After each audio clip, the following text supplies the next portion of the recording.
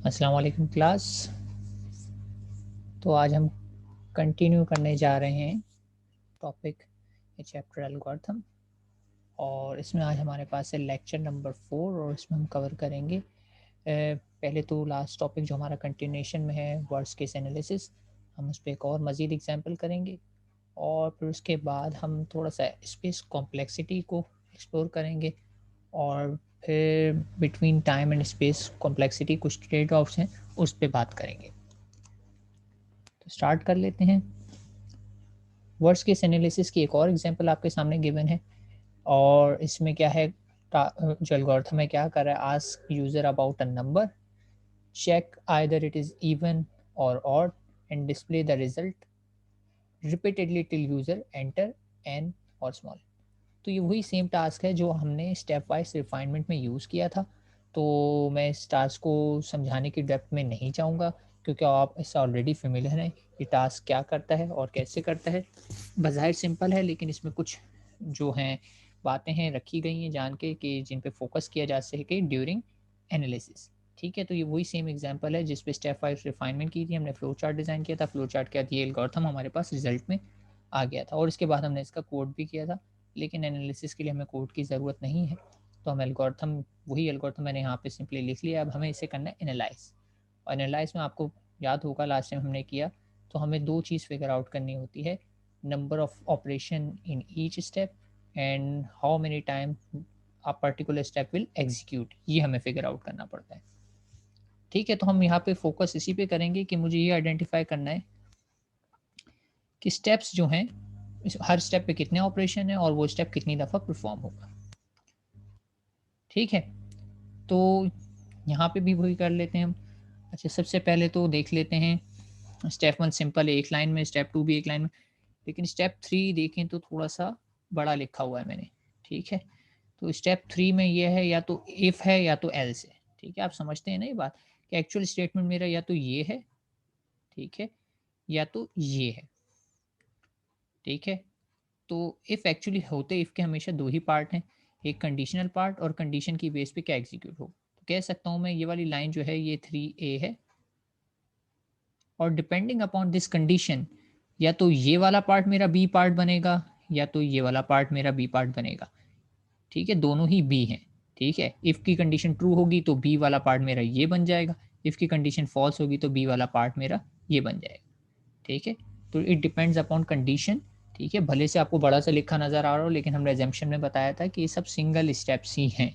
ठीक है, for simplicity हम इसे ब्रेक कर लेते हैं, लेकिन आगे आप देखेंगे इफ़ को मैं एक साथ ही लिख दूंगा, शायद इस एग्जाम्पल में भी एक साथ ही लिख गया हो, ए और बी ना कर रहा हूँ, लेकिन ये पूरा का पूरा एक ही स्टेटमेंट है। ठीक है, पूरा का पूरा कंडीशनल स्टेटमेंट है, तो इसलिए मैं इसको कह रहा हूँ काउंटिंग एज वन, लेकिन इसके अंदर दो सब स्टेप्स इन्वॉल्व हैं, तो या तो ये वाला बी बन जाएगा या तो ये वाला बी बन जाएगा। चलें, तो स्टार्ट कर लेते हैं, starting from number of operations. तो काउंट करते हैं, बताइए स्टेप 1 में कितने ऑपरेशंस हो रहे हैं। आप देख के बता सकते हैं, मैं चैट बॉक्स ओपन कर लेता हूँ, साथ साथ आप लोग मुझे बताते जाएं स्टेप 1 में कितने ऑपरेशन परफॉर्म हो रहे हैं।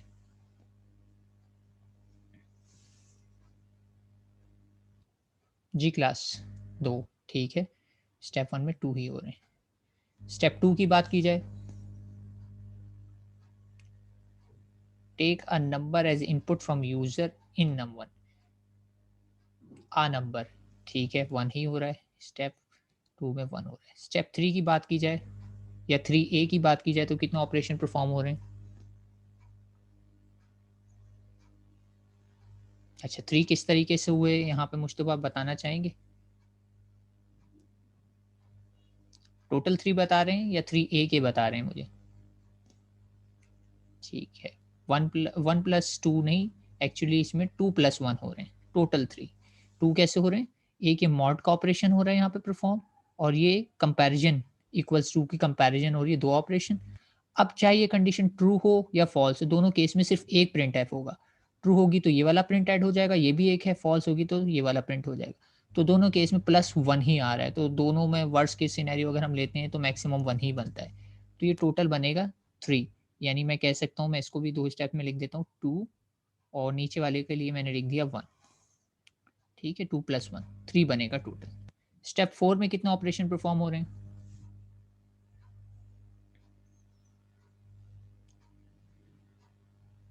यूजर से मैं एक इनपुट ले रहा हूँ सी एच के अंदर, take input in C H from user, simple है, वन ही है, एक ही इनपुट आ रहा है तो वन आ गया। स्टेप 5 में कितने ऑपरेशन परफॉर्म हो रहे हैं?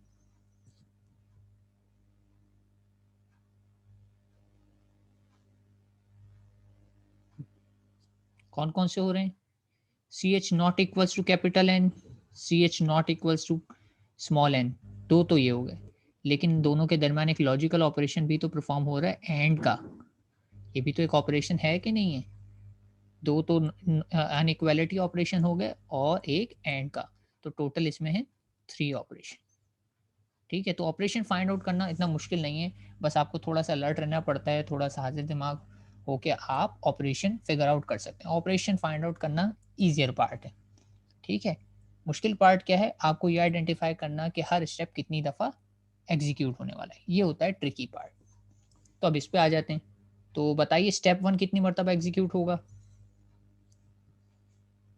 आइट्रेशन यानी कितने टाइम से एग्जीक्यूट होने वाला है स्टेप 1? 1 टाइम, क्योंकि आप देख सकते हैं इनिशियलाइजेशन है और इनिशियलाइजेशन कहीं लूप के अंदर भी नहीं है, तो ये सिंपली 1 टाइम हो जाएगा। स्टेप 2, जैसे कि लिखा हुआ है यहाँ से स्टार्ट ऑफ लूप है, यानी लूप यहाँ से स्टार्ट हो रही है, तो अब लूप हो रही होती है तो हमें केयरफुल रहना पड़ता है। अब लूप यहाँ से स्टार्ट है और लूप देखा जाए तो जा रही है एंड तक, यानी अब सारे स्टेप जो हैं इस लूप पर ही डिपेंड करेंगे कि ये लूप कितनी दफ़ा ट्रू होती है। ऐसे ही कितनी दफ़ा ये लूप ट्रू होती है। अब ये वाला सिनेरियो जो है ये इवेंट कंट्रोल सिनेरियो तो है नहीं, यानी इधर मैं शुरू होते ही नहीं बता सकता कि 5 दफ़ा चलेगी, कितनी दफ़ा, डिपेंड करता है कि यूज़र कब तक एन प्रेस नहीं करता। ठीक है, तो जब तक यूज़र एन प्रेस ना करे, यानी नो के लिए स्मॉल एन या कैपिटल एन, तो ये लूप चलती रहेगी। तो एजम्पशन वही है कि यूज़र ने इसको एन टाइम्स रन कराया। ठीक है, तो इसका आंसर क्या आएगा कि ये जो है एन टाइम्स रन हो जाएगी, ये लूप जो है एन टाइम्स चली। ठीक है, एजम्पशन क्या है? ये लूप एन टाइम मेरे पास एग्जीक्यूट हो गई। ठीक है, ट्रू के लिए, और एक दफ़ा फॉल्स होती है, याद है आप लोगों को? एक दफ़ा क्या हो जाती है? फॉल्स हो जाती है, तो ये इसके साथ मैंने वो लिख दिया, वही +1। अब यहाँ पे मैंने n-1 क्यों नहीं लिखा? क्योंकि इसमें कुछ काउंटिंग की सिचुएशन तो है ही नहीं। तो मैंने सेफली अज्यूम कर लिया कि यूज़र ने इसे चाहे 4 दफ़ा के बाद नो करा हो, चाहे 10 दफ़ा के बाद नो किया हो, या 15 दफ़ा या 50 दफ़ा, ऐसा हो, कुछ भी हो सकता है। मैंने सिंपली लिख दिया कि यूज़र ने n के बाद जाके नो किया है। ठीक है, n टाइम्स कुछ भी हो सकता है। और +1 मैंने वो हमेशा की तरह वही जो मैंने बताया था आपको लास्ट टाइम के फॉल्स की वजह से मैंने क्या ले लिया? +1 कर लिया। अब लूप ट्रू कितनी दफ़ा होगी? n times. फॉल्स कितनी दफ़ा होगी? 1 दफ़ा। ऐसा ही है? फॉलो कर रहे हैं मुझे? इसमें आप लोगों की थोड़ा सा फीडबैक रिक्वायर्ड है, ये बात क्लियर है ना? n टाइम्स ट्रू होगी और 1 टाइम्स फॉल हो जाएगी। ये बात क्लियर है? मुश्तबा के अलावा बाकी लोगों से मुखातिब हूँ मैं, फॉलो कर रहे हैं आप लोग? ये एक इम्पॉर्टेंट टॉपिक है, ठीक है? इम्पॉर्टेंट इसलिए कि ये थ्रू आउट द कोर्स आती रहेंगी चीज़ें, लेकिन बार-बार मैं समझाऊँगा नहीं, मैं सिर्फ़ वहाँ पे आपको कंक्लूजन बताऊँगा कि इसका आंसर ये क्यों आ रहा है या इसकी टाइम कॉम्प्लेक्सिटी ये क्यों आ रही है, ठीक है?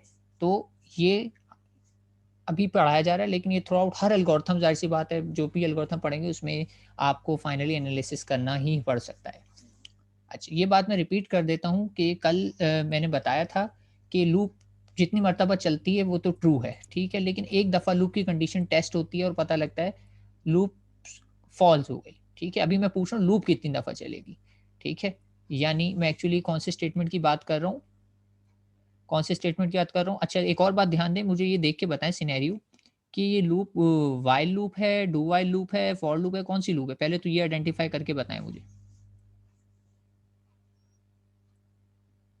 देख के इस सिनेरियो को बता सकते हैं ये लूप कौन-सी है? हमने एग्जांपल की हुई है ऑलरेडी, कोड भी मैंने करके बताया था ये। नहीं, फॉर लूप तो दूर दूर तक नहीं है फॉर लूप। ऐसी लूप जिसमें ऊपर स्टार्ट लिखा हुआ है और नीचे लिखा हुआ आ रही है कंडीशन, यानी स्टार्टिंग तो यहाँ से है लेकिन कंडीशन बाद में लिखी हुई आ रही है, तो वो लूप कौन-सी कहलाती है? वो लूप कहलाती है डू व्हाइल। तो डू व्हाइल में एक्चुअली कंडीशन यहाँ पर है। तो इसमें मुझे ये चेक करना है कि ये कंडीशन कितनी मर्तबा एग्ज़ीक्यूट होगी, ये जो पूरी लिखी हुई है ना, ये वाली, ये कंडीशन कितनी दफ़ा एग्ज़ीक्यूट होगी, ये मुझे टेस्ट करना है। तो ये एग्ज़ीक्यूट होगी एन टाइम ट्रू के लिए, ठीक है? यानी एंड टाइम यूज़र ने कहा हाँ, ये मैं दोबारा करना चाहता हूँ, हाँ, मैं दोबारा करना चाहता हूँ, हाँ, मैं दोबारा करना चाहता हूँ। तो एंड टाइम तो ये ट्रू होगी, ठीक है? अब लूप अगर एन टाइम्स चल रही है तो लूप के अंदर सारी चीज़ें कितनी दफ़ा चलेंगी? वो भी एन टाइम चलेंगी, क्योंकि लूप 5 दफ़ा चलेगी तो लूप के अंदर जितने भी स्टेटमेंट हैं वो सब के सब 5 दफ़ा चलेंगे। लूप 10 दफ़ा चलेगी तो लूप के अंदर जितने भी स्टेटमेंट हैं वो 10 दफ़ा चलेंगे। लूप 100 दफ़ा चल जाएगी तो लूप के अंदर जितने भी स्टेटमेंट हैं वो 10 दफ़ा चलेंगे। तो इसलिए देखिए मैंने सारे जो लूप के अंदर स्टेटमेंट थे उनके आगे क्या लिख दिया? एन। इतनी दफ़ा लूप की कंडीशन ट्रू होगी। इतनी दफ़ा लूप की कंडीशन ट्रू होगी। तो इस वजह से सारे एन मैंने क्यों लिख दिए, क्योंकि मुझे पता है कि ये लूप वाला स्टेटमेंट ट्रू होगा एन टाइम्स। तो सारे के सारे जितने भी लूप के अंदर मौजूद हैं वो भी कितनी दफ़ा चलेंगे? N time. लेकिन कल मैंने इस बात पे ज़ोर दिया था, बार-बार एम्फेसिस भी करके बताया था कि एक ना एक दफ़ा ये स्टेटमेंट चेक होगा और ये फ़ॉल्स हो जाएगा। जब ये फ़ॉल्स हो जाएगा तो ये लूप रिपीट नहीं होगी, बल्कि डायरेक्ट कहाँ पर आ जाएगी? स्टॉप वाले स्टेटमेंट पे आ जाएगी, यानी एंड हो जाएगा। तो वो एक दफ़ा जब कंडीशन चेक होने के से फ़ॉल्स होती है तो वो वाला फैक्टर भी मुझे इसमें इंक्लूड करना पड़ता है, एडिशनल 1, यानी एक दफ़ा ये लूप की कंडीशन फ़ॉल्स हो जाएगी। तो ये एडिशनल 1 किस वजह से आ रहा है कि लूप की कंडीशन एक दफ़ा फ़ॉल्स हो जाती है। तो लूप हमेशा अगर देखा जाए तो एक एडिशनल आता है लूप के कंडीशन जहाँ पे चेक हो रही है। लास्ट एग्जांपल को भी अगर आप रिविज़िट करें तो उसमें भी ऐसे ही हुआ था कि लूप की कंडीशन जहाँ टेस्ट हो रही है वहाँ पे +1 हमने लगाया था। यानी जो भी अंदर लिखा हुआ है, अंदर अगर n लिखे हुए हैं तो बाहर एक ज़्यादा लिखा होगा। लूप की कंडीशन वाली लाइन पे एक ज़्यादा लिखा होता है। तो यहाँ पे लिखा हुआ है एक एडिशनल 1। अब यहाँ पे मेरा एक और सवाल है आपसे, सही है सब हो गया। लेकिन मैं आपसे पूछता हूँ कि कल जो हमने एग्ज़ाम्पल की थी, वो थी व्हाइल लूप की एग्ज़ाम्पल। आज जो एग्ज़ाम्पल कर रहे हैं वो है डू व्हाइल लूप की एग्ज़ाम्पल। तो कोई मुझे इन दोनों लूप्स का फ़र्क बताना चाहेगा कि बुनियादी फ़र्क क्या है इन दोनों लूप्स में?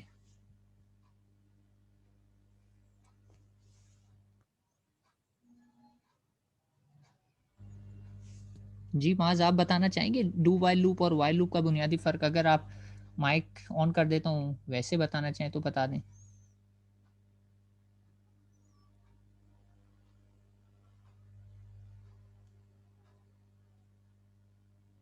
हुँ, माज़ कह रहे हैं कि व्हाइल लूप एटलीस्ट एक दफ़ा रन होता है, तो इसका क्या मतलब हुआ?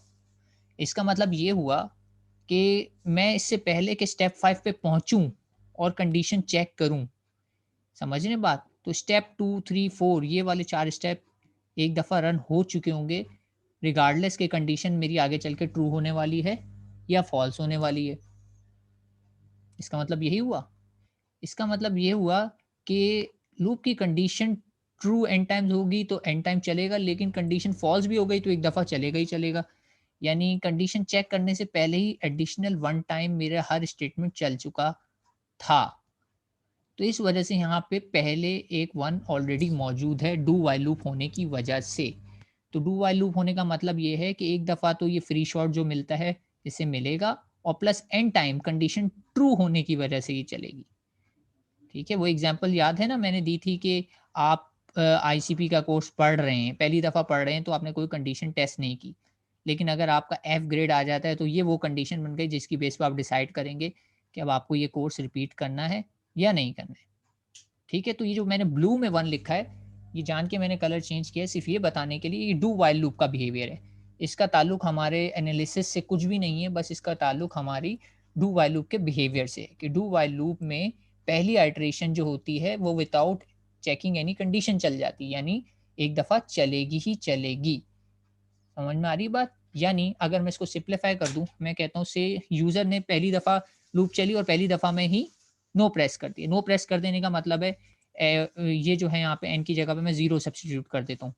ये भी 0 हो गया, ये भी 0 हो गया, ये भी 0 हो गया, सब्स्टिट्यूट कर रहा हूँ, ठीक है? हर जगह एन मेरा 0 है।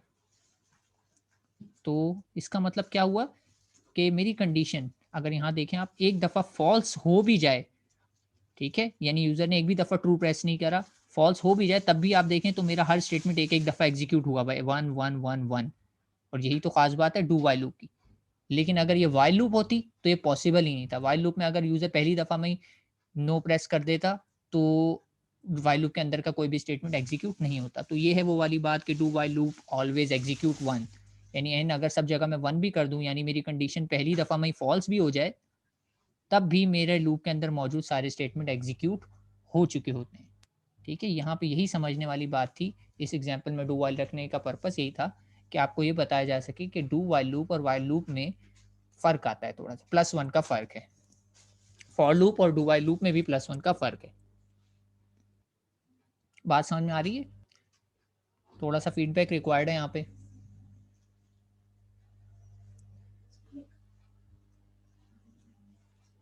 जी क्लास, एनी क्यूरीज?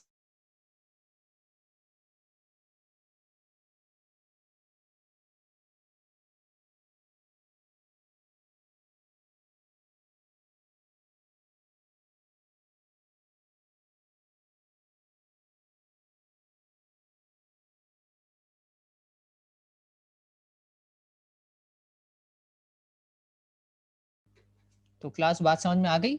ये वही डू वाइल लूप का बिहेवियर है जो हमने प्रोग्रामिंग के कोर्स में एक्सप्लोर किया था, कि एडिशनली 1 चलेगी चलेगी, भले से कंडीशन फॉल्स भी हो जाए, क्योंकि कंडीशन देखें ना नीचे लिखी हुई है।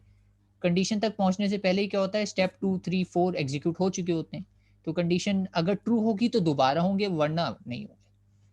तो इसको मैं थोड़ा सा दोबारा से क्लियर कर देता हूँ आप लोगों के लिए, कि ये ब्लू वाले जो +1 है ये इसलिए आए हैं कि ये डू वाइल लूप है। अगर ये वाइल लूप होती तो ये मैं +1 एडिशनल नहीं डालता। ठीक है, तो ये आपने हमेशा ध्यान रखना है कि अपने एल्गोरिथम को केयरफुली ऑब्जर्व करें कि इसमें वाइल लूप यूज़ हो रही है या डू वाइल लूप यूज़ हो रही है। तो डू वाइल लूप में एक्स्ट्रा केयर रखनी पड़ती है +1 की। तो इसमें अगर देखा जाए तो मेरे पास पहले में 1 है और बाकी सारे के सारे स्टेप्स में एक तरीके से n+1 ही आ गया है। ठीक है, तो मैं इसको क्लियर कर देता हूँ। आप लोग याद रखिएगा कि स्टेप्स हमारे नंबर ऑफ ऑपरेशंस क्या-क्या हैं? 2 1 3 1 3 2 1 3 1 3, ताकि हम अगली स्लाइड पे जाएँ तो हम टैली भी कर सकें। यहाँ तक क्लियर है? पहले आप लोग बता दीजिए ताकि फिर मैं नेक्स्ट स्लाइड पे जा सकूँ और टेबल हम देख सकें।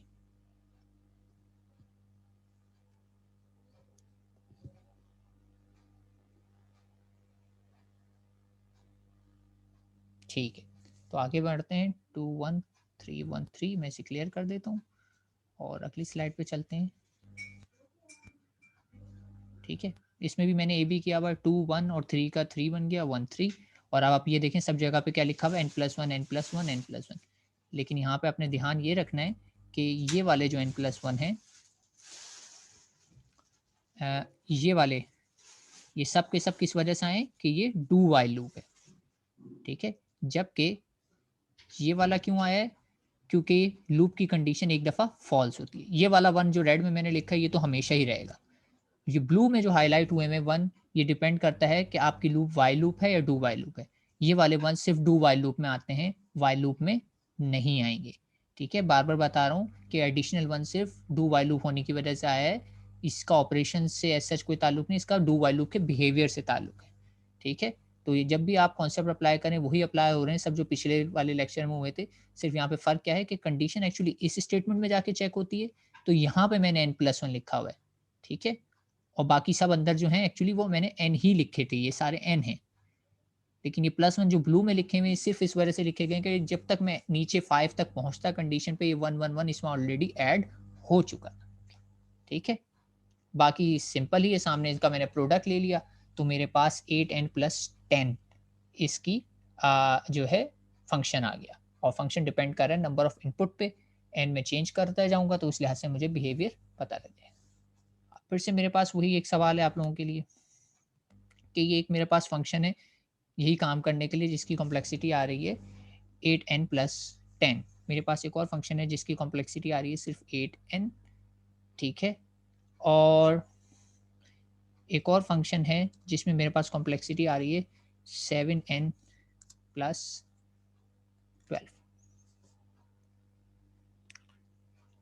अब ये 3 फ़ंक्शन है आपके पास, ठीक है? से ये भी एक f(n) है, तो इसको मैं g(n) कर लेता हूँ। चलें, ये g(n) हो गया। ठीक है, फ़ंक्शन को मैंने g नाम दे दिया, नीचे वाले फ़ंक्शन को मैंने h नाम दे दिया। तीनों n पे डिपेंडेंट हैं। अब आप बताइए कौन सा फ़ंक्शन इसमें बेहतर है?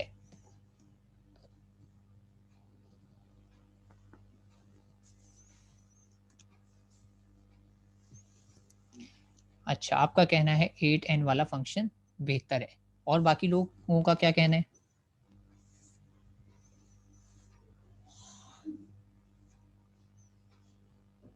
और आंसर मैं एक्सपेक्ट कर रहा हूँ, और लोग बताइए। इसमें ट्रिक है एक, जान के मैंने रखी है। आप लोगों के जहन में जो भी जहन में कन्फ्यूजन है उसके तहत आंसर दें, फिर मैं बताता हूँ कि इसमें क्या ट्रिक हो सकती है।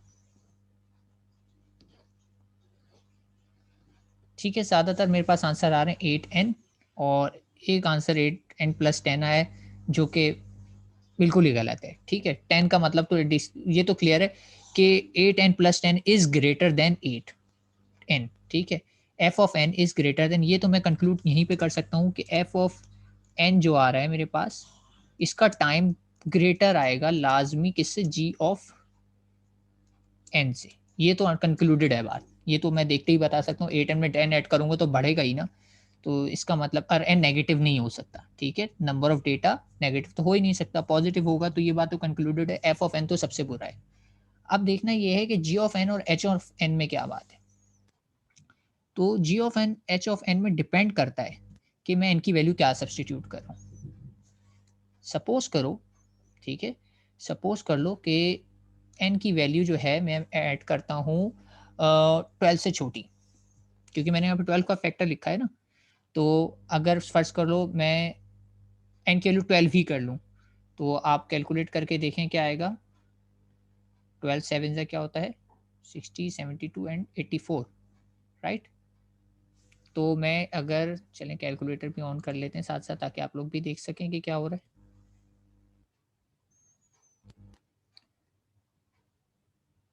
अच्छा, तो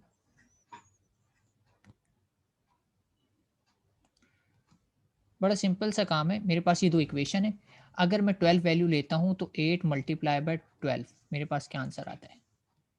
इसका आंसर आ रहा है मेरे पास 96। एनोटेशन से मैं लिख देता हूँ। अगर मैं 12 ले लेता हूँ वैल्यू, इसका आंसर आ रहा है उस केस में 96। टेक्स्ट में लिख देता हूँ, इसका आंसर आ रहा है 96। किसका आंसर, 8n का आंसर आ रहा है 96।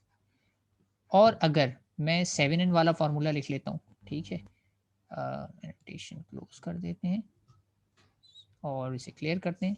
7 × 12 84, और प्लस इसमें अगर 12 करता हूँ तो इसका आंसर भी आता है 96। यानी अगर मैं n की वैल्यू 12 ले रहा हूँ तो दोनों का आंसर सेम आ रहा है। ठीक है, दोनों का आंसर सेम आ रहा है, तो दोनों के केस में क्या हो गई, टाई हो गई है। अगर n की वैल्यू 12 है, क्योंकि अंडरस्टूड सी बात है, 8 × n कर दूं या 7 × n करके n ही ऐड कर दूं तो ये तो सेम ही रिजल्ट आएगा। लेकिन अगर मैं n की वैल्यू कर देता हूँ 12 से छोटी, से मैंने n की वैल्यू कर दी 5, तो 8 5 आर 40। ठीक है, और ये देखा जाए मतलब इसका आंसर फिर क्या आ रहा है मेरे पास, 40 आ रहा है। यानी मैं यहाँ पे लिख के बता देता हूँ आपको।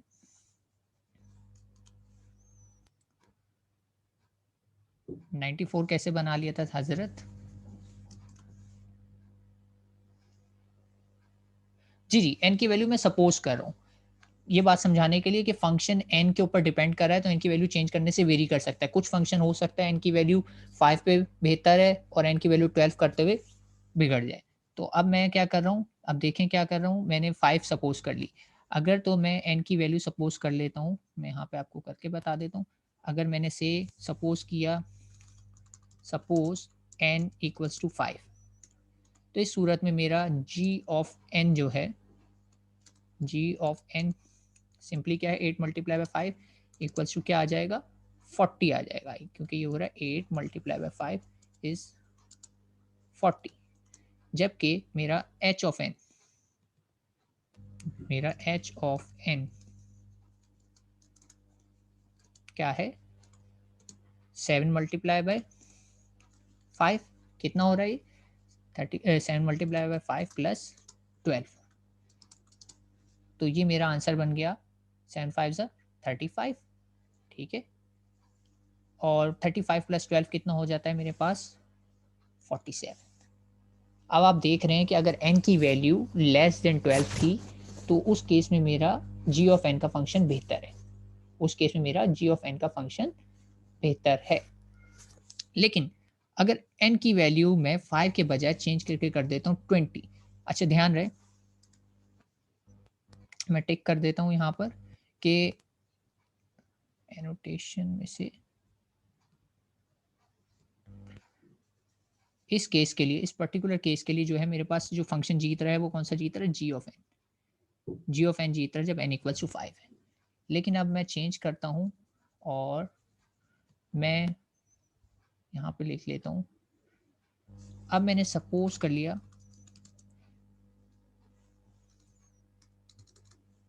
कलर में चेंज करता हूँ ताकि हाईलाइट हो सके।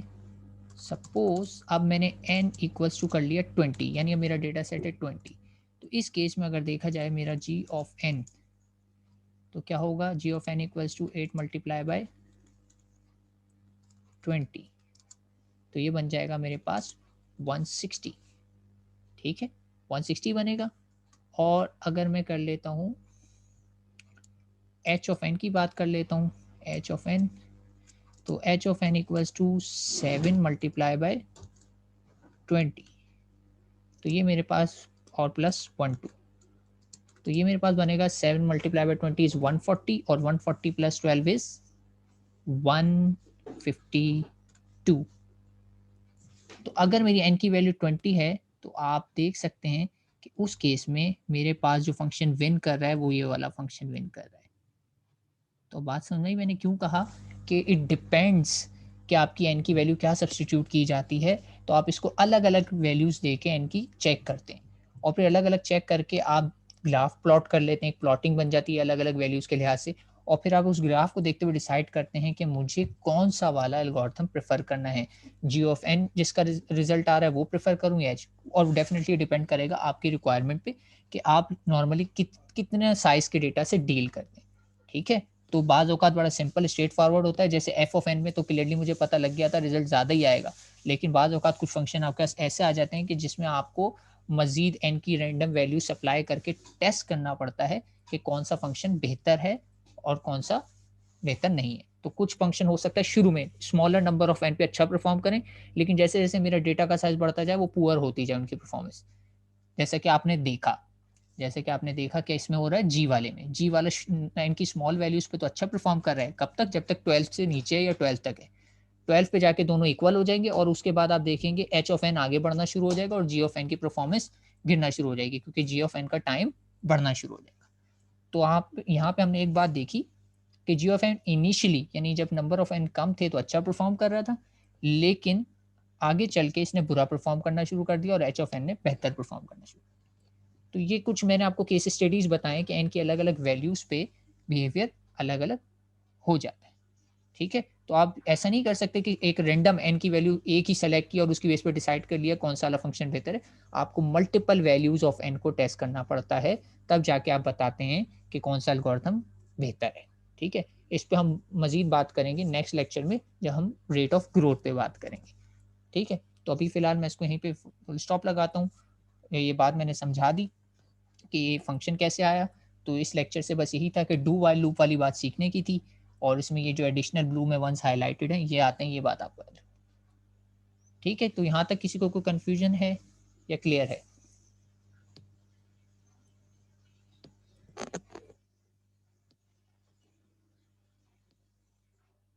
ठीक है, वेल एंड गुड, फिर हम आगे बढ़ते हैं। इसे मैं क्लियर कर देता हूँ।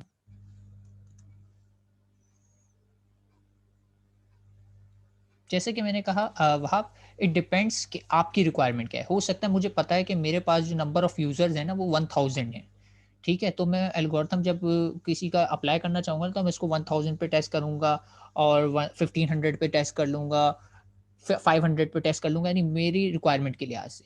मैं उस लिहाज से टेस्ट करूँगा। वो एन रियलिस्टिक ही होता है क्योंकि रियल एनवायरनमेंट में कुछ ना कुछ नंबर होता है, एक ना एक फिगर होती है, तो उसके कुछ प्लस में वैल्यूज़ और उसके कुछ माइनस में वैल्यूज़ पे टेस्ट कर लिया जाता है। ठीक है, जितने ज़्यादा एन पे आप टेस्ट करेंगे उतना ज़्यादा रोबस्ट हो रिजल्ट आपके आएँगे, और उतना ज़्यादा ही आप श्योरिटी के साथ कह सकेंगे कि ये एल्गोरिथम कितना अच्छा परफॉर्म करता है। ठीक है, जितने ज़्यादा एन्स होंगे, लेकिन हमें इतने ज़्यादा एन भी नहीं करने कि हम हर वैल्यू पे टेस्ट करें, क्योंकि इतना टाइम भी नहीं होता है। ठीक है, तो ये हो गया एनालिसिस की एक और एग्जांपल। होपफुली और बातें क्लियर हो गई होंगी, जो कल कन्फ्यूजन थी, आज उम्मीद करते हैं वो डाउट्स एंड कन्फ्यूजन क्लियर हो गए हों। और हमारे पास इसमें मज़ीद क्या है, तो इसमें वर्स्ट केस एनालिसिस का टॉपिक हमारा हो गया एंड। हमारे पास एक और सब टॉपिक है स्पेस कॉम्प्लेक्सिटी। हमने टाइम कॉम्प्लेक्सिटी की बात की थी और उसमें हमने कहा था कि भाई वो टाइम जो प्रोग्राम को कंप्लीटली एग्जीक्यूट करने के लिए रिक्वायर्ड, ठीक।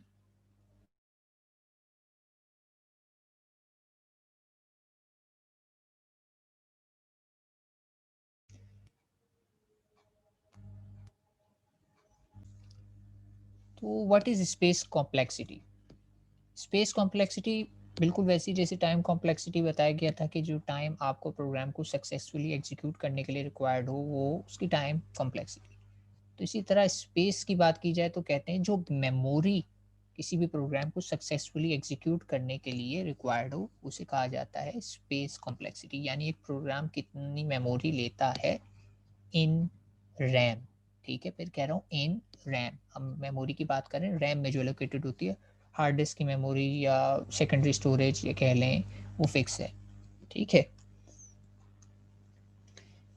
तो स्पेस कॉम्प्लेक्सिटी जो है फर्दर रैम पे बात की जाए तो 3 सेगमेंट्स में ब्रेक होती है। इन सेगमेंट को होपफुली आप हार्डवेयर के कोर्स में डिटेल में पढ़ेंगे। एक होता है आपका कोड सेगमेंट, जिसमें आपकी इंस्ट्रक्शन या एग्जीक्यूटेबल कोड स्टोर होता है। एक होता है आपका डेटा सेगमेंट, जिसमें या डेटा स्पेस, जहाँ पे आपका प्रोग्राम से रिलेटेड डेटा स्टोर होता है। और एक और चीज़ होती है एक्स्ट्रा एनवायरमेंटल स्टैक या स्टैक सेगमेंट, जहाँ पे भी आप नॉर्मली प्रोग्राम को कुछ कहना चाहिए कि प्रोग्रामिंग के व्यू पॉइंट से अगर बात करें, तो जब आप प्रोग्राम में फंक्शन कॉल्स करते हैं तो प्रोग्राम जंप करके एक जगह से दूसरी जगह चला जाता है, तो फिर वो वापस कैसे आता है, तो इसके बैकग्राउंड में जो है आप इन्वायरमेंटल स्टैक यूज़ कर रहे हो, ठीक है। तो ये 3 तरह के सेगमेंट हैं। अब हमें इन तीनों को देखना है कि इसमें क्या स्पेस सेव किया जा सकता है या स्पेस में कोई ऑप्टिमाइजेशन पॉसिबल है या नहीं। तो इंस्ट्रक्शन स्पेस के बारे में बताया जा रहे हैं कि space needed to store the executable version of the program and it is fix. अब ज़ाहिर-सी बात है, मैंने एक मरतबा कोड लिख दिया है, तो उसका जो साइज़ है, उसका वो साइज़ है, वो मेमोरी में जब लोड होगा तो वो उतना साइज़ लेगा ही लेगा। तो ये फिक्स है, इसको हम चेंज नहीं कर सकते। ये टोटली डिपेंड करता है मेरी कोडिंग स्टाइल पे कि मैंने कोडिंग में अननेसेसरी मेमोरी एलोकेट तो नहीं की, या कहीं मेमोरी सेव हो सकती थी कोड में, मैंने सेव की या नहीं की। मैं मेमोरी सेव कर सकता था अगर मैं पास बाय रेफरेंस करता। तो इस तरह की चीज़ें आपने जो है कोडिंग में ध्यान रखनी है, लेकिन once it has been compiled, जब एग्जीक्यूटेबल वर्जन बन जाता है तो फिर ये फिक्स है, इसे चेंज नहीं किया जा सकता। यानी यहाँ पे मैं कुछ भी नहीं कर सकता, ऑप्टिमाइज़ ये फिक्स हो गया। इसके बाद अगर बात की जाए डेटा स्पेस की, तो ये वो स्पेस है जो प्रोग्राम को नीडेड होता है to store all constant and variables, ठीक है। कांस्टेंट एंड वेरिएबल्स जहाँ पे स्टोर होते हैं प्रोग्राम से रिलेटेड डेटा, यानी वो डेटा स्ट्रक्चर वाला पार्ट जो हम बात करते थे ना, वो स्टोर होता है इसमें। अब ये डेटा भी फर्दर 2 टाइप का हो सकता है, ठीक है। स्टैटिक भी हो सकता है और डायनेमिक भी हो सकता है। स्टैटिक की बात की जाए तो स्टैटिक में 2 सब कैटेगरीज़ हैं, या तो सिंपल वेरिएबल कांस्टेंट हो सकते हैं, इंटीजर, फ्लोट, कैरेक्टर टाइप के, और ज़ाहिर-सी बात है इनके साइज़ भी आर्किटेक्चर कंपाइलर डिपेंडेंट है, फिक्स हैं, चेंज नहीं किए जा सकते। और इसके अलावा कलेक्शन वाले डेटा स्ट्रक्चर हैं, जैसे कि एरेज़ और स्ट्रक्चर, और इसके साइज़ भी आपको पता है, ज़ाहिर-सी बात है डिपेंड करते हैं फंडामेंटल डेटा टाइप पे, यानी इंटीजर, कैरेक्टर, फ्लोट पे। तो ये भी ओवरऑल इनका साइज़ हम कंपाइल टाइम पे निकाल लेते हैं, तो ये भी फिक्स हैं, इसे चेंज नहीं किया जा सकता। तो यहाँ पे भी हमारे पास कोई ऑप्शन नहीं है, मैं कोई ऑप्टिमाइज़ नहीं कर सकता, कोई साइज़ नहीं बचा सकता, फिक्स है। तीसरा, या एक्चुअली जो असल कैटेगरी है डायनामिक वाली, ये एक और स्पेस है जो डायनामिक मेमोरी एलोकेशंस होता है, और ये वेरीज़ करता है, यानी इसको मैं चेंज कर सकता हूँ। इससे मेरे प्रोग्राम के साइज़ पे फ़र्क पड़ सकता है और ये चेंज किया जा सकता है रन टाइम पर, ठीक है। तो डेटा स्पेस में सिर्फ़ और सिर्फ़, यानी अब तक हमने इंस्ट्रक्शन और डेटा स्पेस देखा, तो इसमें सिर्फ़ यही एक ऐसा पॉइंट है जहाँ पे मैं अपना स्पेस बचा सकता हूँ। और आपको अगर याद हो, डायनामिक मेमोरी एलोकेशन का मेन सेल पॉइंट ही यही है कि इट सेव्स मेमोरी या एफिशिएंट मेमोरी यूटिलाइजेशन। तो मेमोरी यूटिलाइजेशन या स्पेस कॉम्प्लेक्सिटी आप सिर्फ़ और सिर्फ़ यहीं पे कर सकते हैं। अपने प्रोग्राम में आपके पास सिर्फ़ यहीं पे कंट्रोल है कि आप अपनी मर्ज़ी से डेटा यूज़ कर सकें और मेमोरी वेस्ट ना करें, ठीक है? तो ये चीज़ हमें मिली अभी तक कि डेटा स्पेस में यहाँ किया जा सकता है। कोड में एक दफ़ा लिख दिया गया, कुछ चेंज नहीं होगा, लेकिन ये डायनेमिक डेटा आप रन टाइम पे डिसाइड करते हैं, तो इससे आपका स्पेस कम या ज़्यादा होता है depending upon number of input, यानी एन पे डिपेंड करता है। जो तीसरे टाइप का आपके पास स्पेस है, एनवायरमेंटल स्टैक जो कहलाता है, ये यूज़ होता है जब आप किसी प्रोग्राम में से फंक्शन को कॉल करते हैं। तो होता क्या है कि आपका से मेन प्रोग्राम चल रहा था, मेन प्रोग्राम में आपने एक प्रिंट डेटा का फंक्शन कॉल कर दिया, तो आपका प्रोग्राम मेन्स में से जंप करके फंक्शन पे चला जाता है और प्रिंट डेटा को एग्जीक्यूट करना शुरू कर देता है। और जब प्रिंट डेटा एंड हो जाता है तो वापस आ जाता है मेन फंक्शन की उसी लाइन पे जहाँ से वो गया था, जो उसे सीक्वेंस में एग्जीक्यूट करनी है। तो आपका क्या ख्याल है, ये पॉसिबल कैसे होता है? ये पॉसिबल इस तरह होता है कि जब भी कोडिंग में, प्रोग्राम में फंक्शन की जंप आती है या फंक्शन इन्वोक होता है, तो कुछ वेरिएबल जो हैं उस फंक्शन की स्टैक पे स्टोर हो जाते हैं। ठीक है? एनवायरमेंटल स्टैक में स्टोर हो जाते हैं। और स्टैक में क्या होता है, क्या-क्या स्टोर होता है कि रिटर्न एड्रेस का मतलब है जब मेरा फंक्शन जहाँ पे मैं जा रहा हूँ एंड हो जाएगा, तो मुझे वापस आके कहाँ से रिज़्यूम करना है। तो रिटर्न एड्रेस स्टोर हो जाता है। फर्दर उस फंक्शन के अंदर कुछ वेरिएबल्स हो सकते हैं, उनकी वैल्यूज़ भी सेव हो जाती हैं, क्योंकि वापस आके मैं रिज़्यूम करूँगा तो मुझे वही स्टेट चाहिए ना, अपडेटेड वैल्यूज़। तो वो सब डेटा जो है स्टैक में सेव होता है। और स्टैक, जैसे कि मैंने थोड़ा-सा इंट्रो दिया था, last in first out type का एक डेटा स्ट्रक्चर है। तो इसमें जिस तरीके से आप मल्टीपल फंक्शन जंप करते जाते हैं, उसी तरीके से ये रिट्रीव होता जाता है। ठीक है? तो स्टैक सेगमेंट बैकग्राउंड में काम करता है। इसको हम ज़्यादा चेंज नहीं कर सकते। ठीक है? ये यूजुअली जो है हमारे पास फंक्शन, जब हम फंक्शंस में, मल्टीपल फंक्शन में काम कर रहे होते हैं, तो बैकग्राउंड में काम आता है। ठीक है? तो more on that on lab, कहीं पे लैब में अगर इसका ज़िक्र आया तो मैं आपको ये जो है एनवायरमेंटल स्टैक भी दिखा दूँगा। ठीक है? और फिर वही कि ये स्पेस भी ऐसा है, इस पे मैं कुछ भी नहीं कर सकता। हाँ, ये कर सकता हूँ कि ज़रूरत से ज़्यादा फंक्शन कॉल्स ना करूँ। ज़रूरी फंक्शन कॉल करूँ। जैसे होता है ना कि एक कॉन्सेप्ट आपने सीखा, फंक्शन जब आपको अच्छा लग गया, तो आप हर 2 लाइन को फंक्शन बनाना शुरू कर दें। 1 लाइन है तो उसको फंक्शन बनाना नहीं, ऐसा नहीं है। एक मीनिंगफुल कोड जो आपको लगता है कि एक फंक्शन होना चाहिए, सोच समझ के फंक्शन बनाना है। ऐसा नहीं है कि फंक्शन का कॉन्सेप्ट आ जाए तो सारी चीज़ें फंक्शंस में लिख दें। टू मच फंक्शन कॉल भी जो है मेमोरी स्पेस को बढ़ा देता है, और कौन से वाले स्पेस को बढ़ा देता है? ये स्टैक वाले स्पेस को बढ़ा देता है। तो हम फंक्शन ज़रूर बनाएँगे, मोटिवेट भी ज़रूर करते हैं, लेकिन वही वाली बात है कि फंक्शन बनाने से आप कोड सिंपल कर रहे हैं, ऐसा ना हो कि आप एनवायरमेंटल स्टैक को फिल कर दें। एनवायरमेंटल स्टैक की भी एक लिमिट होती है, और अगर आपने उससे ज़्यादा फंक्शन की जंप कर दी, तो आपका प्रोग्राम का बिहेवियर जो है अनएक्सपेक्टेड हो जाएगा, यानी वो सही काम नहीं करेगा। तो हाई लेवल पे तो ये इतना इशू नहीं आता, लेकिन से आप माइक्रो कंट्रोलर पे काम कर रहे हैं, तो माइक्रो कंट्रोलर की डेटा शीट में मेंशन होता है कि इसमें स्टैक कितने लेवल का है। से अगर वो कह रहा है 8 लेवल का है स्टैक, तो 8 लेवल का मतलब ये होता है कि आप एक फंक्शन से दूसरे, दूसरे से तीसरे, तीसरे से चौथे, चौथे से 5वें से करते हुए 8वें फंक्शन तक जा सकते हैं। तो आपका प्रोग्राम सही काम करेगा, बिल्कुल जैसे करना चाहिए। लेकिन कहीं आपने नवा फंक्शन की जंप कराई, तो आपका प्रोग्राम जो है ट्रैक लॉस कर देगा, और फिर सही से काम नहीं करेगा, अनएक्सपेक्टेड रिजल्ट्स आएँगे, यानी आपका प्रोग्राम क्रैश कर जाएगा और एक्सपेक्टेड रिजल्ट्स नहीं देगा। तो हार्डवेयर में ये चीज़ काफ़ी क्रिटिकल होती है कि आपको पता हो कि आपकी स्टैक में कितनी जंप्स अलाउ हैं, कितनी सक्सेसिव जंप्स अलाउ हैं। ठीक है? तो इस बात का ध्यान रखिएगा, माइक्रो कंट्रोलर में अगर आप फंक्शन बहुत ज़्यादा बना रहे हैं, एक के बाद दूसरा फंक्शन, दूसरे को तीसरा कॉल कर रहा है, तो मेक श्योर कि आपको पता हो कि इसकी लिमिट क्या है, ये कितने स्टैक लेवल्स को सपोर्ट करता है। ठीक है? तो आप इसको कंट्रोल कर सकते हैं, यूज़फुल फंक्शन बनाएँ, अननेसेसरी फंक्शन ना बनाएँ, लेकिन फंक्शन बनाएँ। मैं ये डिस्करेज नहीं कर रहा फंक्शन ना बनाएँ, फंक्शन बनाना आपके कोड को सिंपल कर देता है और यूज़ेबिलिटी बढ़ाता है। ठीक है? तो नेसेसरी इविल है, हमें इसको रखना पड़ेगा। तो इस पूरी स्लाइड की समरी ये हमें समझ में आई कि सिर्फ एक ही जगह ऐसी है जहाँ पे हम स्पेस को कुछ ऑप्टिमाइज़ कर सकते हैं, और वो है डेटा स्पेस में डायनामिक एलोकेटेड स्पेस। ठीक है? सिर्फ़ और सिर्फ़ डायनामिकली एलोकेटेड स्पेस जगह है जहाँ पे हम स्पेस को सेव कर सकते हैं, और इसीलिए इतना मैं रिकमेंड भी करता हूँ और पुश भी करता हूँ कि use dynamic memory allocation wherever possible. ठीक है? और आगे हम यही कोशिश किया करेंगे कि डायनामिकली ही एलोकेट करवाएँ। ठीक है? तो ये हो गई ब्रीफिंग अबाउट स्पेस कॉम्प्लेक्सिटी कि क्या होती है। अब आ जाते हैं, असल बात है टाइम स्पेस का ट्रेड ऑफ।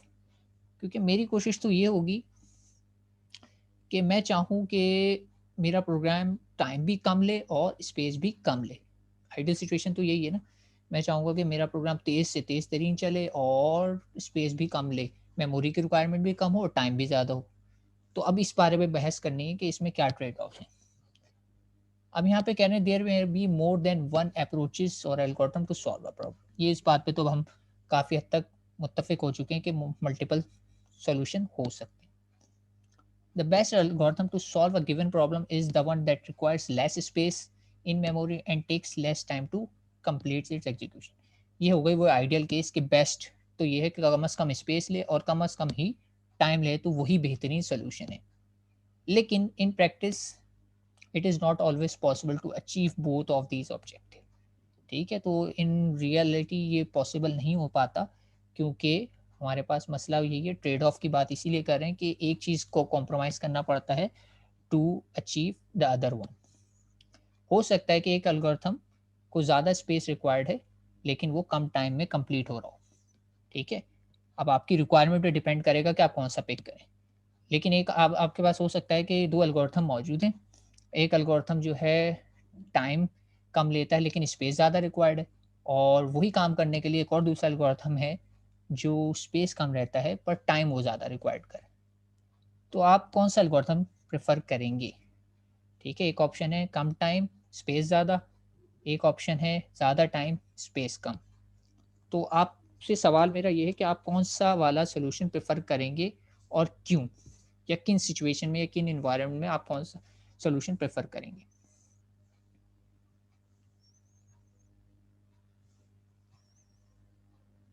वैसे तो जवाब सामने स्क्रीन पर ही है। ठीक है, कम टाइम वाला डेफिनेटली चाहेंगे, लेकिन फिर कहूँगा इट डिपेंड्स।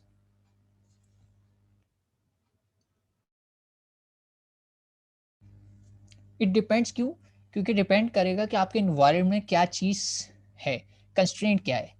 ठीक है, कंस्ट्रेंट मतलब मैंने जैसे कि बताया ना कि आप माइक्रो कंट्रोलर पे काम कर रहे हैं। तो माइक्रो कंट्रोलर में आपको पता है आपके पास लिमिटेड हार्डवेयर है, लिमिटेड मेमोरी है, यानी लिमिटेड स्पेस है। तो अगर आप एम्बेडेड सिस्टम पे काम कर रहे हैं ना, तो आप जो कॉम्प्रोमाइज़ नहीं कर सकते ना, वो क्या है? स्पेस।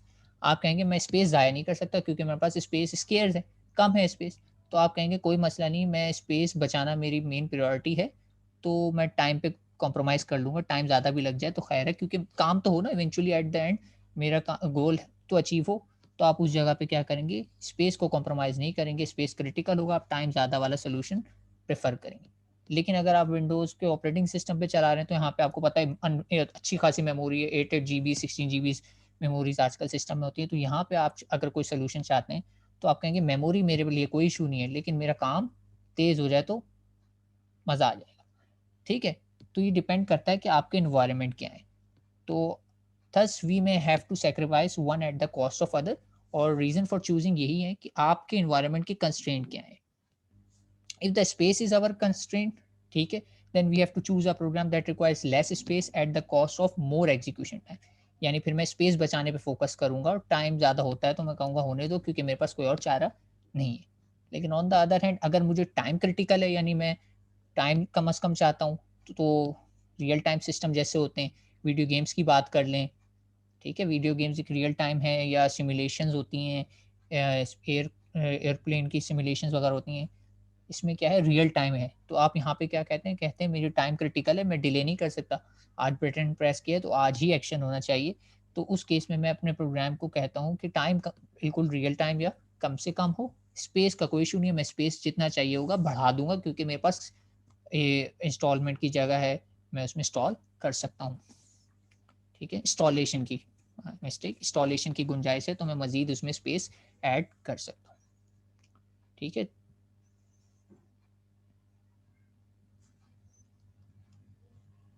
तो उम्मीद करता हूँ ये बात समझ में आ गई होगी कि ट्रेड ऑफ क्या है, और आप किस तरीके से सेलेक्ट करते हैं कि लेस मेमोरी वाला सोल्यूशन प्रेफर करूँ या लेस स्पेस वाला।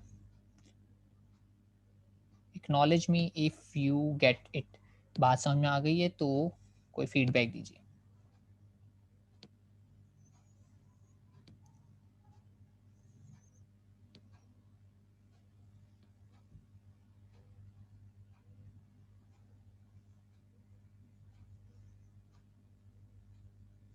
जी क्लास, आप लोगों को ये बात क्लियर है?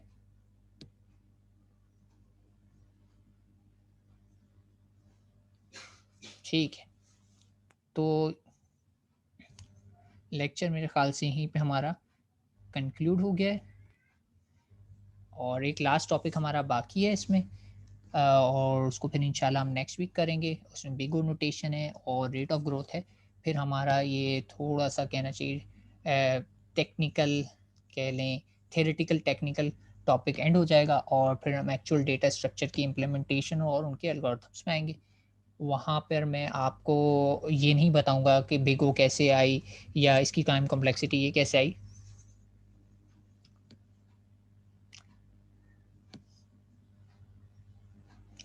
वहाँ पे बस मैं आपको उसके कंक्लूजन दूंगा कि ये इसकी टाइम कॉम्प्लेक्सिटी ये है और क्यों है। उस वक्त आप लोगों को खुद ही बात समझ में आनी चाहिए कि क्यों है, क्योंकि मैं नेक्स्ट लेक्चर में काफ़ी हद तक ये बातें क्लियर कर दूंगा।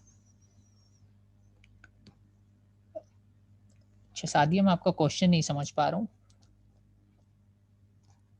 अच्छा ठीक है, नेक्स्ट क्लास के लिए बिल्कुल, क्लास मेरी वाइंड अप हो गई है तो मैं कंक्लूड करता हूँ। टिल नेक्स्ट टाइम, अल्लाह हाफिज़।